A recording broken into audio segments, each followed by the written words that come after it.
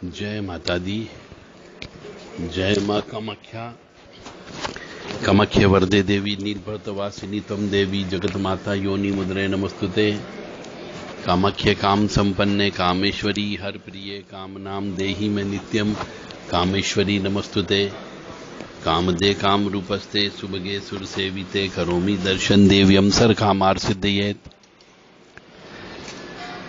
प्रश्न ये है कि क्या गया जी पितरों को छोड़ करके आ जाते हैं? कुछ लोग कहते हैं कि हम अपने पितरों को गया जी में बिठा के आ गए। श्री हरि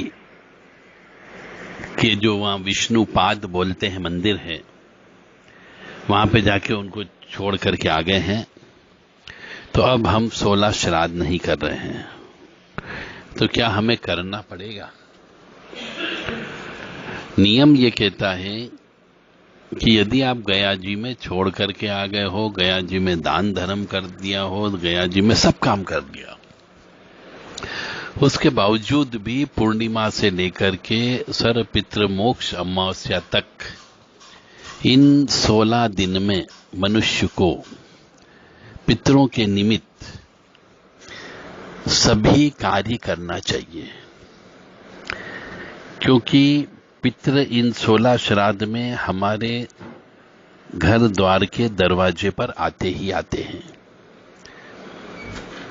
अब जब वो कोई भी मेहमान आता है तो उनका स्वागत सत्कार हमें करना होता है, इसलिए घर के मुख्य दरवाजे पर दीपक लगाना चाहिए रोजाना मेन गेट के बाहर।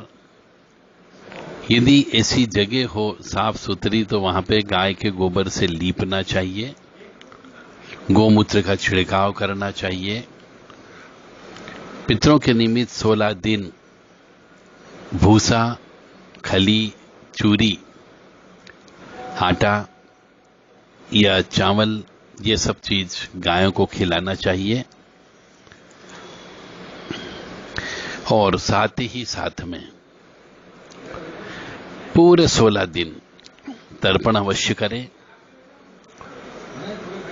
किसी ब्राह्मण को भोजन अवश्य कराए, मतलब सभी कार्य करना है, चाहे गया जी छोड़ के आ गए हो, गया जी में बिठा दिया हो तो भी। अब अगला प्रश्न ये है कि क्या पिताजी, माताजी, दादाजी, दादी जी या परिवार के किसी सदस्य की मृत्यु होने पर अभी 1 वर्ष पूरा नहीं हुआ है, तो क्या हम श्राद्ध पक्ष में कुछ कर सकते हैं क्या? तो नियम ये कहता है कि जब तक कि जो व्यक्ति मरा है उसके नाम से सपिंडीकरण की पूजा नहीं हो जाती, जो साधारणतः 11वें महीने में की जाती है।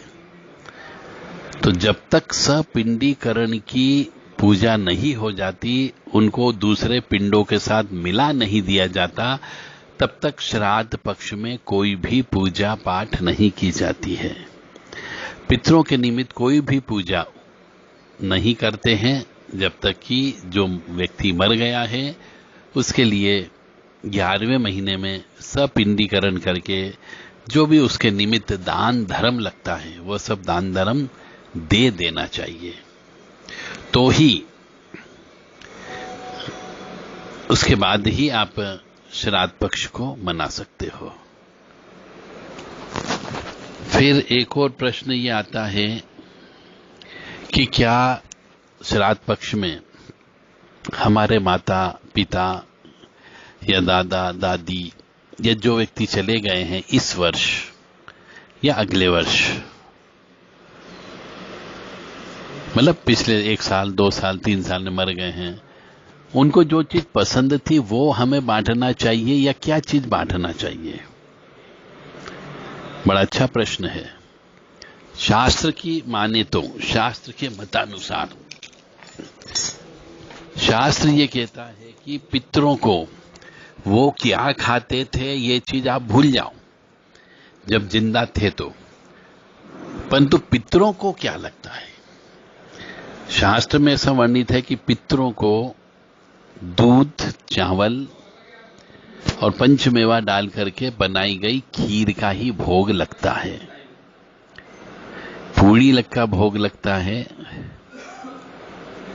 और परंपरा के अनुसार जो भी चीज पूजा पाठ में प्रयोग होती है, जैसे कहीं पर भजिए का प्रयोग होता है, कहीं पे पकोड़े का प्रयोग होता है, कहीं पे पूड़ी का प्रयोग होता है, कहीं पे आलू सब्जी का प्रयोग होता है, परंतु खीर अत्यंत आवश्यक है। तो आपको पितरों के निमित्त ब्राह्मणों को ही खिलाना चाहिए। यदि आप ब्राह्मण के अलावा किसी अन्य भिखारी को, चाहे वो लूला हो, लंगड़ा हो, अपंग हो, उसको भोजन कराते हैं तो वो पितरों का भोजन नहीं कहलाता है।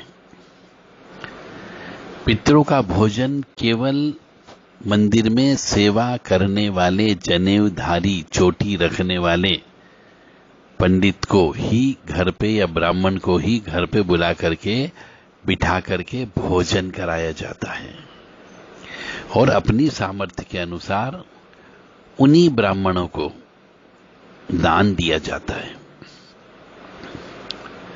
चाहे अन्न का दान दे, चाहे वस्त्र का दान दे, चाहे धनराशि का दान दे, दूध का दान दे, घी का दान दे, स्वर्ण मुद्रा का दान दे, चांदी का दान दे, पंचमेवा का दान दे, परंतु दान देना चाहिए। तभी वो पितृ प्रसन्न होते हैं। इसलिए पितरों का दान, श्राद्ध का दान विशेष तौर से, यह सिर्फ और सिर्फ उसको लेने का हक मंदिर में सेवा करने वाले बड़े बुजुर्ग ब्राह्मण का होता है। यदि आप पितरों के निमित्त कोई दान भिखारी को देते हैं तो उसे पितरों का दान नहीं माना जाता है। जय माता दी, जय मां कामाख्या।